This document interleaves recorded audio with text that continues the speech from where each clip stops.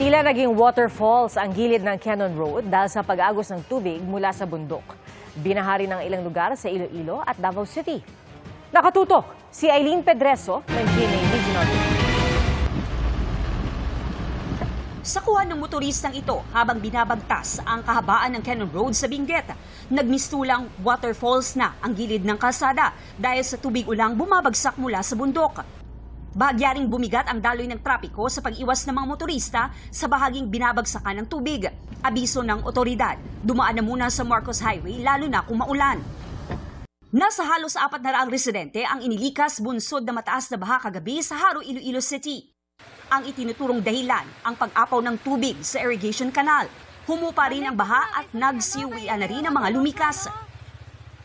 Ganyan din ang naging sitwasyon sa Bacolod City kagabi. Makikitang dahan-dahan lang ang takbo ng ilang motorista dahil sa baha. 9 na barangay ang apektado ayon sa CDRRMO. Nagsagawa na ng rescue operations ang lokal na pamahalaan at ilang volunteer kaninang madaling araw.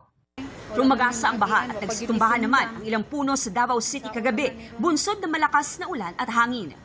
Para sa GMA Integrated News, Eileen Pedreso ng GMA Regional TV, nakatutok 24 oras.